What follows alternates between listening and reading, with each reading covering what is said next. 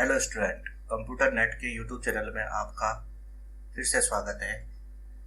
तो last video में हमने कंप्यूटर में एमएस वर्ड स्टार्ट किया था और जिसमें हमने सीखा था कि किस तरह से हम अपनी डॉक्यूमेंट्स के लिए लेफ़्ट राइट मार्जिन सेट कर सकते हैं हॉरिजॉन्टल और वर्टिकल स्केल के थ्रू, और कैसे हम हॉरिजॉन्टल स्केल पर लेफ़्ट इंडेंट, राइट इंडेंट और फर्स्ट लाइन इंडेंट का यूज़ करके किस तरह से हम अपने पैराग्राफ के लिए सेटिंग कर सकते हैं और फाइल को सेव करना, ये सब आपको हमने बताया था पिछले वीडियो में, जो हमने माइक्रोसॉफ्ट वर्ड का पहला वीडियो बनाया था।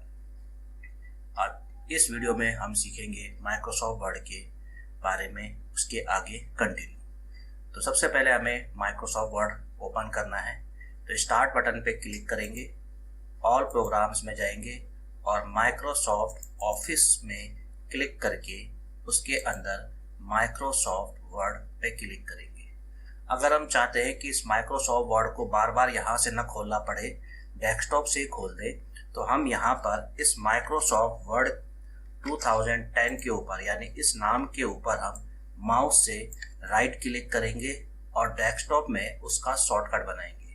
तो कैसे बनाते हैं इसका डेस्कटॉप में शॉर्टकट? तो उसके लिए हम स्टार्ट पे क्लिक करेंगे, ऑल प्रोग्राम्स में जाएंगे, माइक्रोसॉफ्ट ऑफिस में जाएंगे और माइक्रोसॉफ्ट वर्ड 2010 के ऊपर माउस से राइट क्लिक करके सेंड टू में जाके डेस्कटॉप पे क्लिक कर देंगे। तो इससे क्या होगा, जब हम राइट क्लिक करेंगे और उसके बाद सेंड टू पे क्लिक करेंगे और फिर उसके बाद डेस्कटॉप में क्लिक करेंगे, तो हमारा माइक्रोसॉफ्ट वर्ड का शॉर्टकट डेस्कटॉप में बन जाएगा। फिर हम उसे डेस्कटॉप से ही खोल सकते हैं। तो स्टार्ट पे क्लिक करा और प्रोग्राम्स में गए, माइक्रोसॉफ्ट ऑफिस पे क्लिक करा, माइक्रोसॉफ्ट वर्ड के ऊपर राइट क्लिक करा, सेंड टू पे क्लिक करा और डेस्कटॉप पे क्लिक कर दिया। तो हमारा माइक्रोसॉफ्ट वर्ड का शॉर्टकट डेस्कटॉप में बन गया है। तो ये आपका माइक्रोसॉफ्ट वर्ड का डेस्कटॉप में शॉर्टकट आइकन बन चुका है और अब आप डेस्कटॉप से ही माइक्रोसॉफ्ट वर्ड को ओपन कर सकते हो। तो अब इसे ओपन करने के लिए इसके ऊपर डबल क्लिक करेंगे और डबल क्लिक करते ही माइक्रोसॉफ्ट वर्ड अब आपका डेस्कटॉप से ही शॉर्टकट से खुल जाएगा। तो आज हम सीखेंगे कि किस तरह से हम होम टैब का इस्तेमाल करते हैं। तो जब हम माइक्रोसॉफ्ट वर्ड खोलते हैं तो हमारे सामने स्टार्टिंग में होम टैब पहले से खुला हुआ रहता है। ये होम टैब है जो पहले से ही खुला रहता है और होम टैब के नीचे ये होम टैब की प्रॉपर्टी बार है, जिसमें कि अलग अलग ऑप्शंस है और वो सारे ऑप्शंस अलग अलग ब्लॉक में बटे हुए रहते हैं, जिसमें कि पहला ऑप्शन यानी कि पहला ब्लॉक जो है वो है आपका क्लिपबोर्ड ब्लॉक। ये पूरा एक क्लिपबोर्ड ब्लॉक है, ये फॉन्ट ब्लॉक है और ये पैराग्राफ ब्लॉक है। यहाँ लिखा हुआ है clipboard block, paragraph block and font block and paragraph block. इसी तरह से आगे और भी ब्लॉक है, अगर आप इनको देखोगे यहाँ पर आपको ये आगे के ब्लॉक भी नजर आएंगे। ये आपका पूरा एक ब्लॉक है जिसका नाम है स्टाइल ब्लॉक और ये आपका एडिटिंग ब्लॉक है जिसका नाम है एडिटिंग। तो अब हमने माइक्रोसॉफ्ट वर्ड में होम टैब के प्रॉपर्टी बार में ये सारे ब्लॉक्स के अंदर के ऑप्शंस सीखने।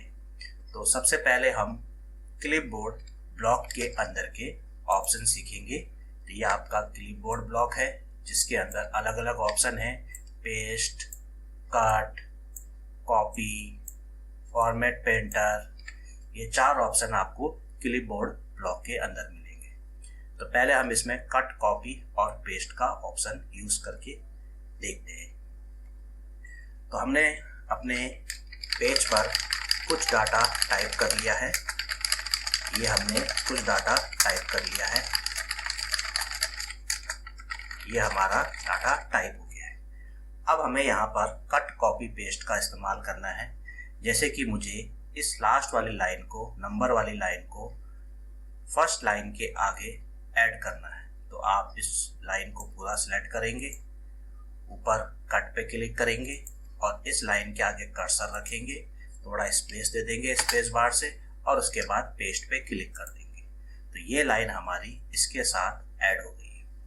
इसी तरीके से मुझे इस लाइन को कट करना है और इस लाइन के आगे स्पेस करके इसके आगे ऐड कर देना है, ये पेस्ट हो गया। तो इस तरह से आप कट पेस्ट कर सकते हो और यही कट पेस्ट आपको मैंने अपने पिछले वीडियो में बताया था जब हम नोटपैड में स्टार्टिंग में सीख रहे थे कि कैसे हम कीबोर्ड से कट पेस्ट कॉपी पेस्ट का इस्तेमाल करते हैं।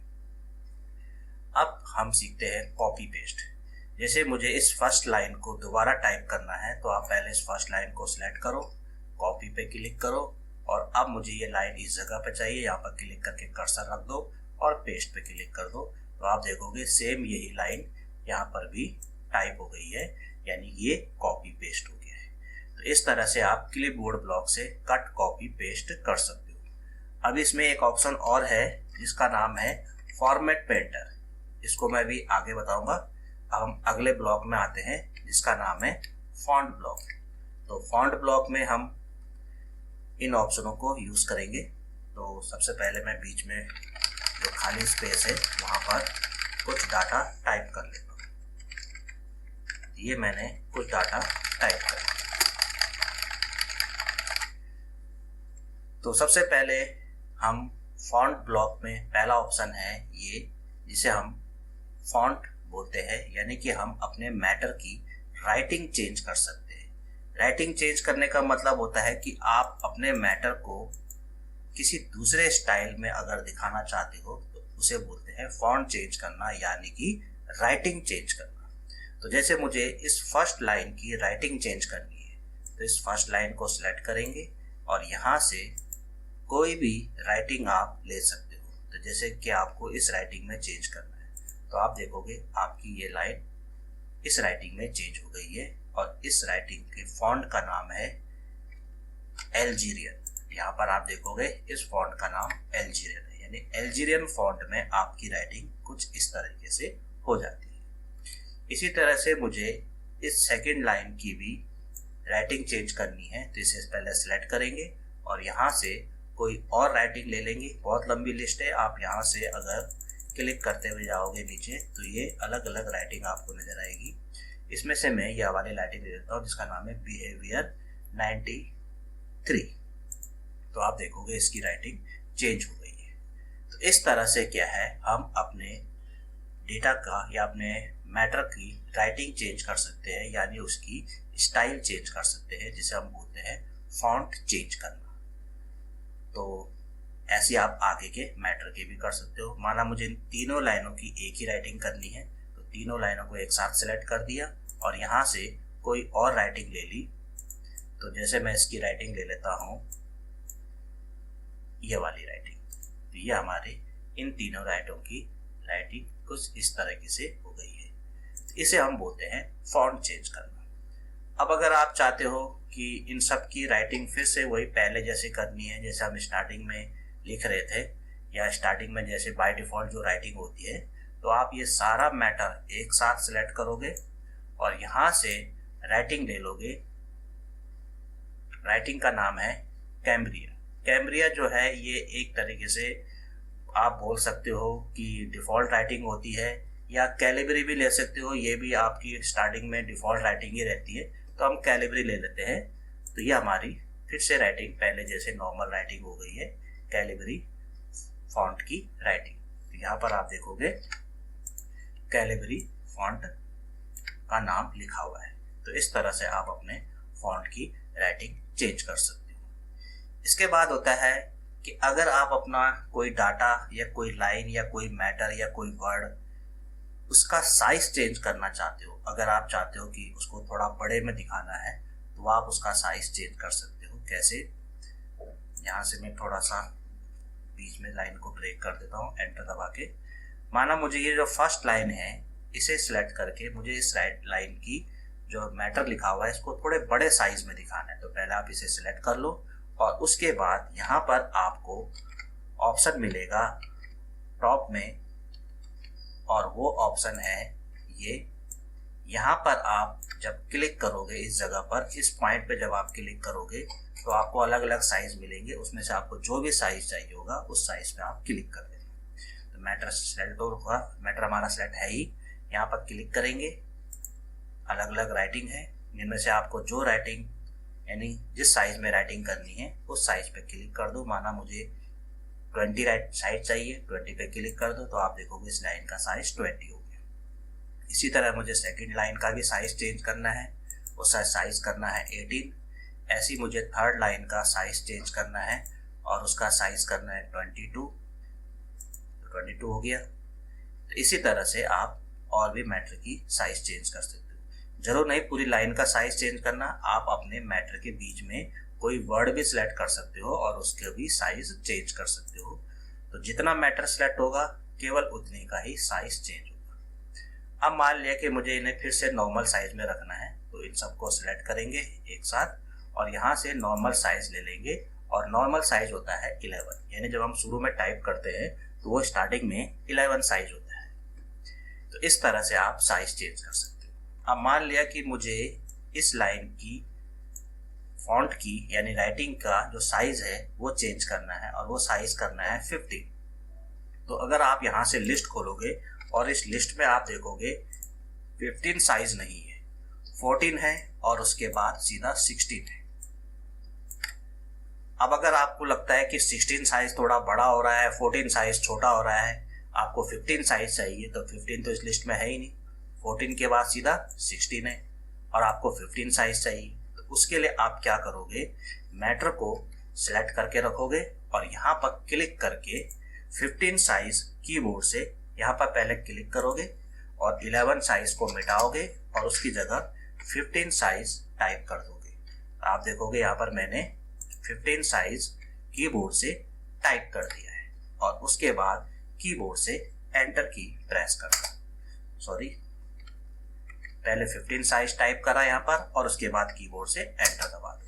तो आपके इस मैटर का फॉन्ट साइज 15 हो गया। ऐसे मुझे सेकंड लाइन का फॉन्ट साइज चेंज करना है और इसका साइज करना है 17। अगर आप लिस्ट खोलोगे तो लिस्ट में 17 साइज नहीं होगा, तो आप यहाँ पर क्लिक करके 17 लिख दोगे और कीबोर्ड से एंटर दबा दोगे, जिसका साइज 17 हो जाएगा। तो इस तरह से इस लिस्ट में ऐसे बहुत सारे साइज के नंबर नहीं हैं जो आपको चाहिए। जैसे आप देख रहे होंगे 14 के बाद 16 है, 16 के बाद 18 है, फिर 20 है, फिर 22 है।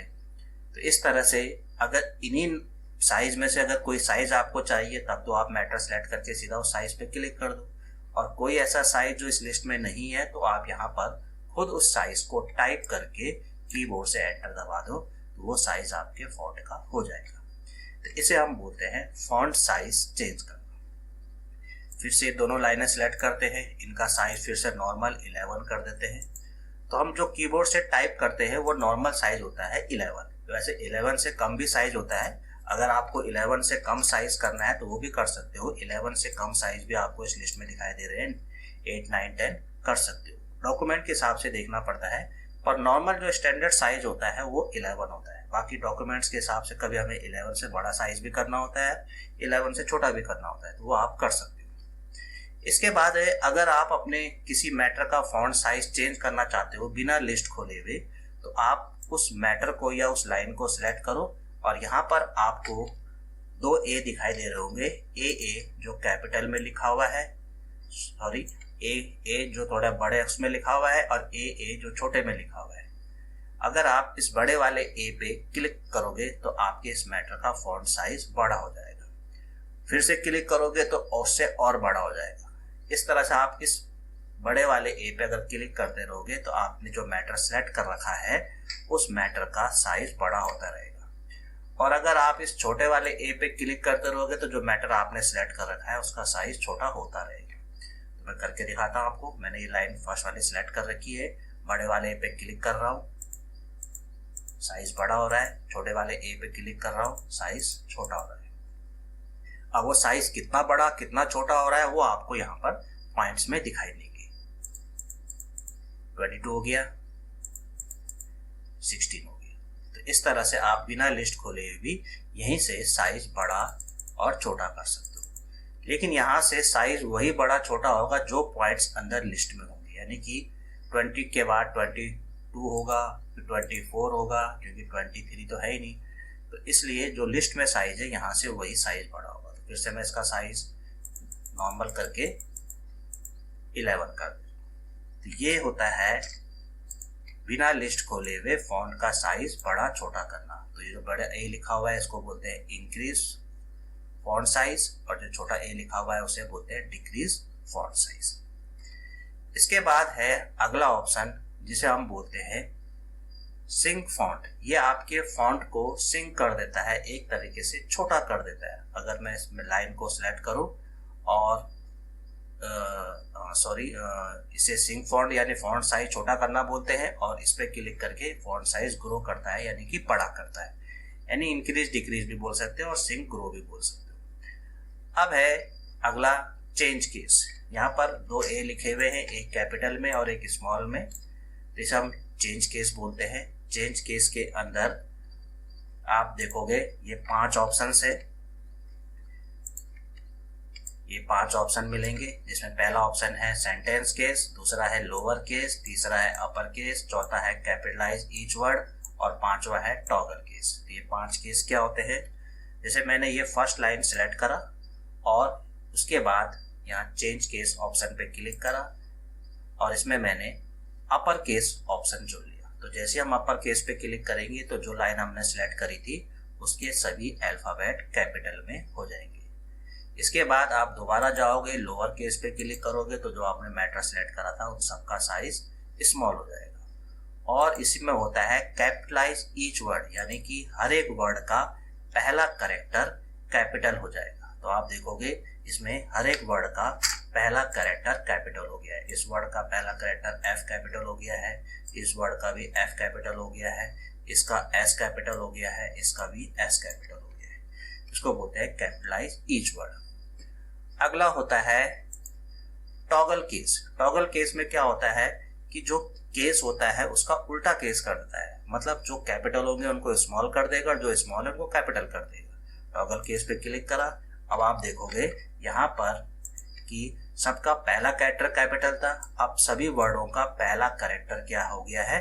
स्मॉल में हो गया है। आप देखोगे इन सभी के पहले वर्ड का पहला कैरेक्टर स्मॉल में हो गया है और बाकी सारे कैपिटल में हो गए। तो ये होता है टॉगल केस, यानी कैपिटल को स्मॉल करना और स्मॉल को कैपिटल करना। और एक होता है सबसे पहले वाला सेंटेंस केस।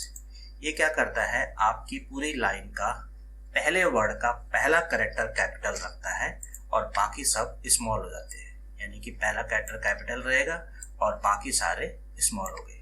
और ये बाय डिफॉल्ट पहले से ही होता है, पहले ही बताया था आपको मैंने पिछले वीडियो में। जब भी हम कोई पैराग्राफ या लाइन स्टाइल स्टार्ट करते हैं तो उसका पहला कैरेक्टर ऑटोमेटिक ही कैपिटल हो जाता है। तो सेंटेंस केस बाय डिफॉल्ट अपने आप ही रहता है, पहले वर्ड का पहला कैरेक्टर कैपिटल ही रहता है। तो ये थे हमारे 5 केस। इसके बाद आते हैं यहाँ पर बी लिखा हुआ है। बी का मतलब होता है कि अगर आपने इस फर्स्ट लाइन को सिलेक्ट करा और बी पे क्लिक कर दिया तो क्या होगा? आपकी ये लाइन के अंदर जो मैटर लिखा था उसके फॉन्ट जो है थोड़े डार्क और मोटे हो गए हैं, जिसे हम बोलते हैं बोल्ड। जैसे कि हम स्केच पेन का इस्तेमाल करते हैं कहीं पर कोई हेडिंग लिखने के लिए थोड़ा मोटे अक्षरों में, तो वहां पर हमें मोटे अक्षरों में लिखने के लिए स्केच पेन चाहिए होता है, क्योंकि स्केच पेन थोड़ा मोटा और डार्क लिखता है। यहाँ पर भी हमारा बोल्ड वही चीज होता है कि कोई मैटर या लाइन आपको थोड़ा डार्क या मोटी दिखानी है हेडिंग के रूप में, तो आप उसे सिलेक्ट करके बी पे क्लिक कर दो तो वो लाइन डार्क और मोटी हो जाएगी। उसके अक्षर जो है इस तरह से डार्क और थोड़े मोटे हो जाएंगे बाकी अक्षरों के मुकाबले अगर आप देखोगे तो। दोबारा आप इस लाइन को सिलेक्ट करो, फिर से बी पे क्लिक कर दो तो उसके फॉन्ट फिर से नॉर्मल पहले की तरह नॉर्मल हो जाएंगे, यानी बोल्ड हट जाएगा। इसके बाद बी के बगल में है आई, जिसे हम बोलते हैं इटैलिक। अगर आप इस लाइन को सिलेक्ट करके आई पे क्लिक करोगे तो क्या होगा? आपका ये जो मैटर है थोड़ा सा तिरछे स्टाइल में, यानी कि हल्का सा पतले और तिरछे स्टाइल में हो जाएगा। अगर आप देखो तो फर्स्ट लाइन के जो कैरेक्टर्स हैं वो थोड़े से पतले और हल्के से तिरछे स्टाइल में हो गए हैं, इसे हम बोलते हैं इटैलिक। दोबारा मैटर सेलेक्ट करके दोबारा आई पे क्लिक कर दो तो आपका मैटर इटैलिक से हट जाएगा और नॉर्मल हो जाएगा। इसके बाद तीसरा ऑप्शन है यू, जिसे हम अंडरलाइन बोलते हैं। अगर आप चाहते हो कि इस लाइन को सिलेक्ट करके आप इस लाइन के नीचे अंडरलाइन करना चाहते हो तो यू पे क्लिक कर दो, तो आप देखोगे इसके नीचे अंडरलाइन हो गई है जिस लाइन को आपने सिलेक्ट करा था, जिसे हम बोलते हैं अंडरलाइन। तो यू पे क्लिक करके आप उस लाइन के नीचे एक लाइन खींच सकते हो जिसे हम बोलते हैं अंडरलाइन। दोबारा मैटर को सिलेक्ट करके फिर से यू पे क्लिक कर दो तो उसकी अंडरलाइन हट जाएगी। अब अंडरलाइन ऑप्शन यानी कि यू के बगल में आप देखोगे एक छोटा सा ब्लैक कलर का पॉइंट बना हुआ है। यहाँ से हम अपने किसी भी लाइन के लिए जो अंडरलाइन बनाते हैं उसकी लाइन की स्टाइल चेंज कर सकते हैं। जैसे कि मुझे इस लाइन के लिए एक अंडरलाइन बनानी है और वो अंडरलाइन किसी दूसरे लाइन में बनानी है, तो यू के बगल में जो पॉइंट है उस पर क्लिक करो तो आपके सामने अलग अलग स्टाइल की लाइनें आ जाएंगी। इसमें से आप जो भी लाइन पे क्लिक करोगे आपके मैटर के लिए उसी स्टाइल की लाइन हो जाएगी। तो ये मैंने एक वेव स्टाइल की अंडरलाइन ले ली है, तो आप देखोगे ये वेव स्टाइल की अंडरलाइन आ गई है। ऐसी और भी स्टाइल की अंडरलाइन है, वहाँ से आप ले सकते हो, कोई और अंडरलाइन भी ले सकते हो। जैसे मुझे डॉट डैश वाली अंडरलाइन चाहिए, ये आप देखोगे डॉट डैश वाली अंडरलाइन आ गई है। तो इस तरह से आप अपने मैटर के लिए अलग अलग स्टाइल की अंडरलाइन ले सकते हो। दोबारा यू पे क्लिक कर दो तो अंडरलाइन हट जाएगी। इसके बाद यू के बगल में एक ऑप्शन है जिसमें ABC लिखा होता है और बीच में क्रॉस का निशान होता है। इस ऑप्शन को हम बोलते हैं स्ट्रिक थ्रो। स्ट्रिक थ्रो क्या होता है कि जैसे कि हम कोई मैटर लिखते हैं और हमें उस मैटर में कोई वर्ड है जो हमने गलत लिख दिया है और हमें उसे दिखाना है कि ये गलत लिखा हुआ है यानी कि रॉन्ग है, तो हमें उसके ऊपर एक बीच में एक क्रॉस लाइन करनी होगी। जैसे कि मान लिया कि ये लाइन यहाँ से यहाँ तक जो ये वर्ड लिखा हुआ है ये गलत लिखा हुआ है, तो हम इसके ऊपर क्लिक करेंगे स्ट्रिक थ्रू ऑप्शन पे, तो आप देखोगे इसके बीच में एक क्रॉस लाइन आ गई है। ये अंडरलाइन नहीं है, अंडरलाइन आपके मैटर के बॉटम में आती है, ये मैटर के बीच में आ रखी थी। ये स्ट्रिक थ्रू इफेक्ट है जो आप इस तरह से दिखा सकते हो। या जैसे कि फॉर एग्जांपल कहीं पर मान लिया कि किसी प्रोडक्ट का रेट है, कोई प्रोडक्ट का रेट है 300 रुपीज़ और डिस्काउंट के बाद अब उस प्रोडक्ट की कॉस्ट हो गई है 200 रुपीज़। इसे आप किस तरह से दिखाओगे? अगर आप 300 को सिलेक्ट करो और स्ट्रिक थ्रू पे क्लिक कर दो तो यहाँ पर इस तरह से आप दिखा सकते हो कि रेट पहले 300 था, अब डिस्काउंट के बाद रेट 200 हो गया है। ये स्ट्रिक थ्रू का यूज होता है। अगर आपको ये स्ट्रिक थ्रू नहीं लगानी है, हटाना है, दोबारा मैटर सेलेक्ट करो, दोबारा उसी पे क्लिक कर दो स्ट्रिक थ्रू पे। यहाँ पर भी लगाया था, इसे भी सिलेक्ट कर दो, दोबारा स्ट्रिक थ्रू पे क्लिक कर दो, वो क्रॉस लाइन बीच से हट जाएगी। तो इसे हम बोलते हैं स्ट्रिक थ्रू।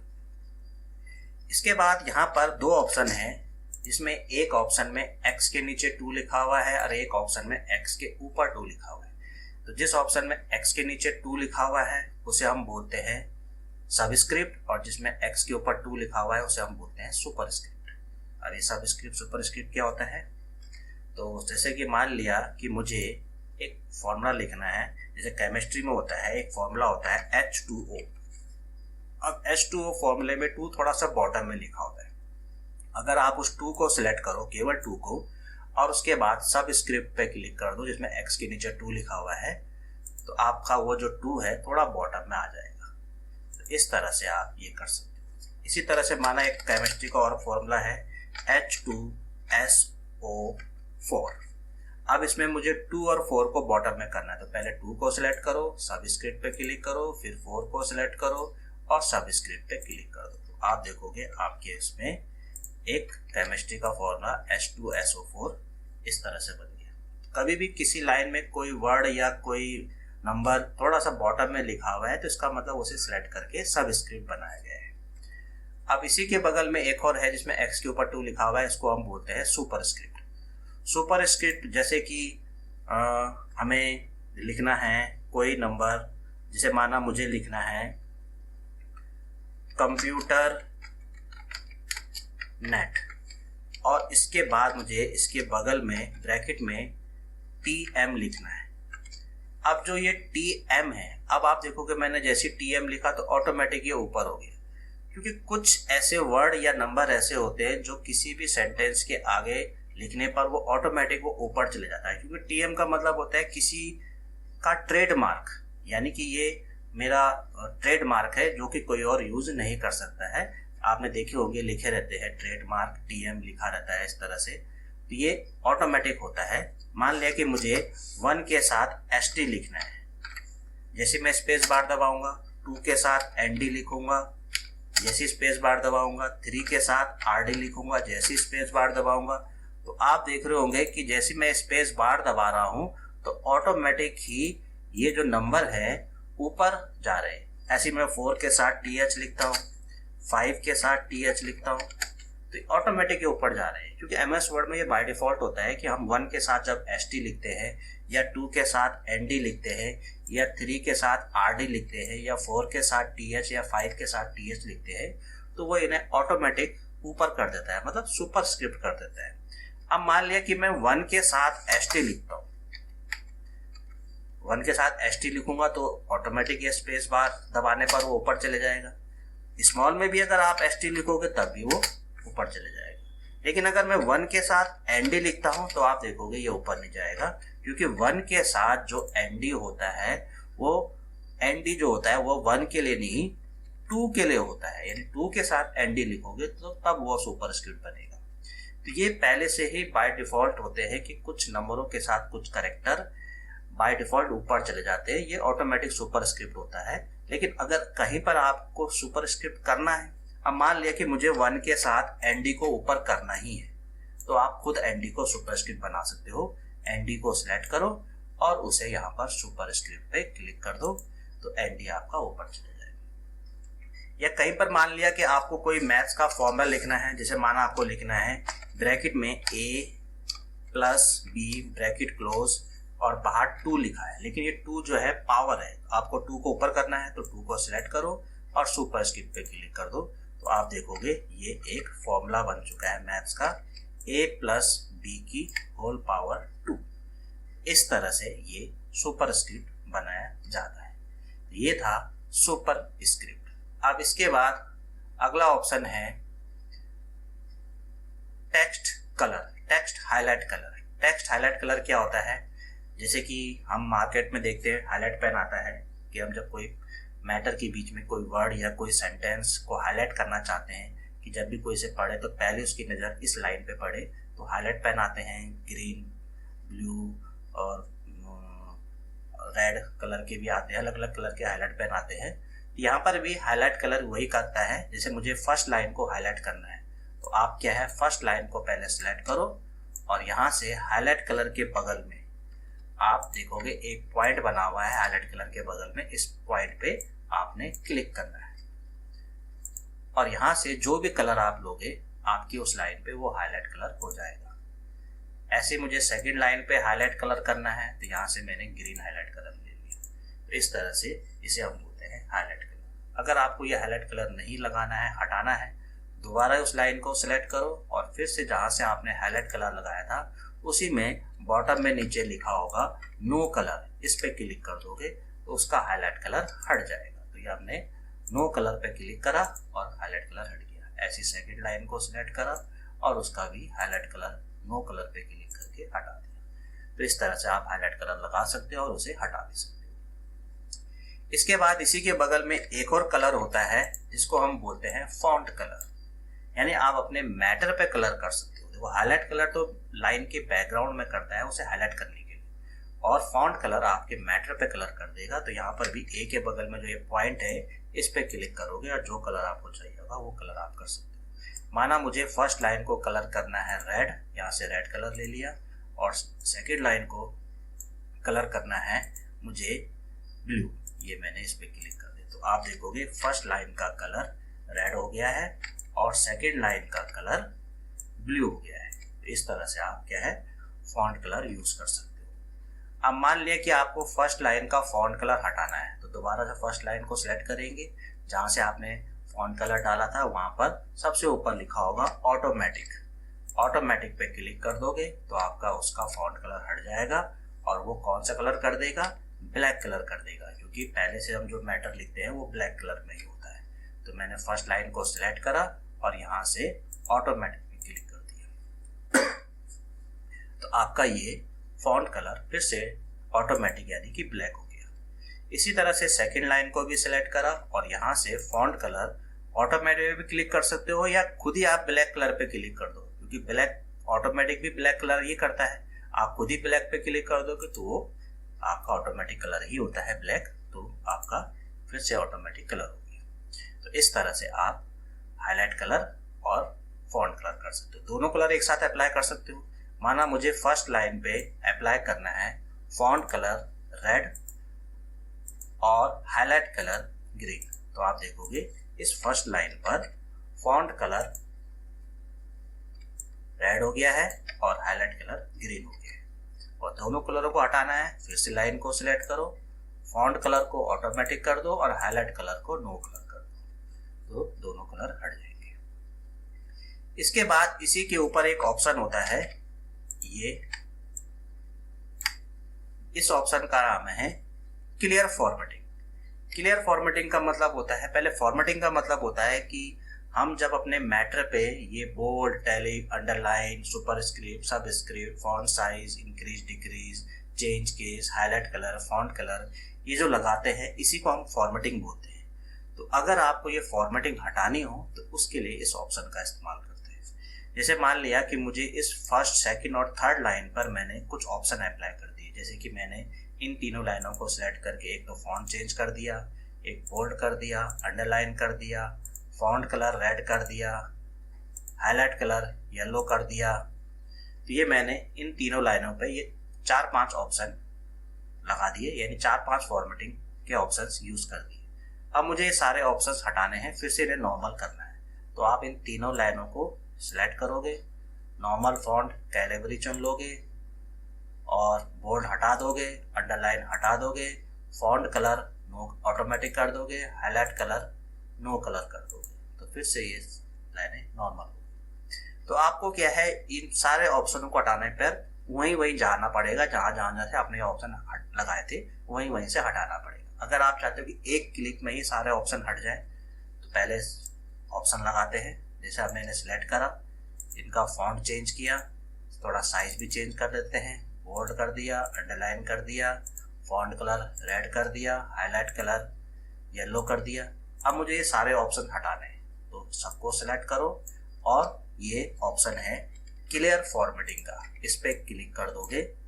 तो मैंने इस पे क्लिक करा, सारे ऑप्शंस हट गए हैं, लेकिन अगर आप ध्यान से देखो, पहले बाहर क्लिक कर दो, एक ऑप्शन रह गया है, कौन सा, हाईलाइट कलर वाला।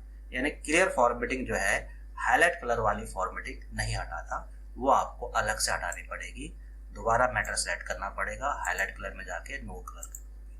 एक ही बार में अगर आप सारी फॉर्मेटिंग हटाना चाहते हो तो क्लियर फॉर्मेटिंग ऑप्शन यहाँ पर होता है। अब यहाँ पर एक फॉर्मेट पेंटर, पिछले क्लिपबोर्ड ब्लॉक में हमने एक ऑप्शन छोड़ा था जिसका नाम था फॉर्मेट पेंटर। अब ये फॉर्मेट पेंटर क्या होता है, जैसे कि मान लिया कि मुझे इस फर्स्ट लाइन पर कोई फॉर्मेटिंग लगानी है। क्या फॉर्मेटिंग, एक मुझे इसका फॉन्ट ये करना है, बोल्ड करना है, थोड़ा साइज बड़ा करना है, कलर इसका रेड करना है और इसको अंडरलाइन करना है। तो ये मैंने इस पे 4-5 ऑप्शन लगा दिए। अब इसी तरह की फॉर्मेटिंग मुझे और लाइनों पर भी लगानी है। अब आप उन लाइनों को सिलेक्ट करोगे, फिर से इन पे वो सारे ऑप्शन लगाओगे। तो अगर आप चाहते हो कि एक लाइन पे जो ऑप्शन लगा दिए हैं सेम वैसी ही ऑप्शंस आपको बाकी लाइनों पे भी लगाने हैं, तो आप पहले इस फर्स्ट लाइन को सिलेक्ट करोगे और फॉर्मेट पेंटर के ऊपर डबल क्लिक करोगे। जैसे आप फॉर्मेट पेंटर के ऊपर डबल क्लिक कर दोगे, अब आप जिन जिन लाइनों को सिलेक्ट करोगे उन लाइनों पे ये पहली लाइन के ऑप्शंस अप्लाई हो जाएंगे। ये मैंने थर्ड लाइन को सिलेक्ट करा, ये मैंने इस लाइन को सिलेक्ट करा, ये मैंने इस लाइन को सिलेक्ट करा, यानी जो जो लाइन में सिलेक्ट कर रहा हूँ उन्हीं लाइनों पे वही फॉर्मेटिंग लग गई जो फर्स्ट लाइन पे लगी थी। इसे बोलते हैं फॉर्मेट पेंटर। यानी कि फॉर्मेट पेंटर क्या करता है, जिस लाइन पे आप फॉर्मेटिंग लगा देते हो और उसके बाद उस लाइन को सिलेक्ट करके फॉर्मेट पेंटर पे डबल क्लिक करते हो, तो फॉर्मेट पेंटर उस लाइन की फॉर्मेटिंग कॉपी कर लेता है और फिर जिन जिन लाइनों को आप सिलेक्ट करते हो वो लाइनें उसी फॉर्मेटिंग पे कॉपी हो जाती है, यानी उस लाइन पे वो फॉर्मेटिंग पेस्ट हो जाती है। अब आप फॉर्मेट पेंटर पे एक क्लिक कर दो और उसे ऑफ कर दो। तो इस तरह से आप फॉर्मेट पेंटर का इस्तेमाल कर सकते हो। तो ये था आपका फॉर्मेट पेंटर। अब फॉन्ट ब्लॉक में एक ऑप्शन होता है ये वाला, ये ऑप्शन आप देख रहे होंगे। इस ऑप्शन का जो काम होता है वो टेक्स्ट पे इफेक्ट डालने के लिए होता है। जैसे कि मुझे इस सेकंड लाइन पे एक टेक्स्ट इफेक्ट डालना है, तो यहाँ पर जाएंगे, अलग अलग अल्फ़ाबेट के स्टाइल के अल्फ़ाबेट है, इनमें से आपको जो स्टाइल पसंद आता है वो आप स्टाइल ले सकते हो। और ये जो ऑप्शन है ये ऑफिस 2010 में है, इससे पहले के वर्जन 2007 में ये ऑप्शन नहीं है, टेक्स्ट इफेक्ट वाला ऑप्शन नहीं है। तो इस तरह से आप अपने फॉन्ट को कुछ इस तरह का इफेक्ट दे सकते हो। आप देखोगे इसमें एक तो फॉन्ट का थोड़ा सा स्टाइल बदल गया, नीचे बॉटम में हल्की सी शैडो भी आ गई है। ऐसी और भी इफेक्ट है, अगर आप इस लाइन को सिलेक्ट करोगे, कोई और टेक्स्ट इफेक्ट ले लो, अलग अलग टेक्स्ट इफेक्ट है, ये टेक्स्ट इफेक्ट ले सकते हो। तो ये भी आपका क्या है, एक अलग तरीके से टेक्स्ट इफेक्ट होता है। तो ये था आपका माइक्रोसॉफ्ट वर्ड में होम टैब के अंदर के दो ब्लॉक, एक क्लिपबोर्ड और एक फॉन्ट ब्लॉक के ऑप्शंस के बारे में। तो इन ऑप्शनों को आप इस्तेमाल करो और आगे की वीडियो में फिर मैं आपको इसके आगे वाले जो ब्लॉक है उन ब्लॉक के बारे में आपको समझाऊंगा। आगे के ब्लॉक आपका एक स्टाइल ब्लॉक है और एक एडिटिंग ब्लॉक है। तो नेक्स्ट वीडियो में मैं आपको इन दोनों ब्लॉक के बारे में बताऊंगा। तब तक आप पिछले इन दोनों ब्लॉकों के बारे में, सॉरी अभी एक पैराग्राफ ब्लॉक भी है आपका, एक पैराग्राफ ब्लॉक भी है। तो ये तीनों ब्लॉक के ऑप्शन मैं आपको नेक्स्ट वीडियो में बताऊंगा। तो आज के लिए आपके पास क्लिपबोर्ड और फॉन्ट ब्लॉक के ऑप्शन थे, तो इनकी प्रैक्टिस करना। और आखिरी में वही बात, आप मेरे इस वीडियो को और मेरे चैनल को लाइक और सब्सक्राइब करें और अपने फ्रेंडों के साथ इसे शेयर करें, जिससे कि वो भी कंप्यूटर की बेसिक नॉलेज इजी मेथड से सीख सके। Okay, thank you, bye.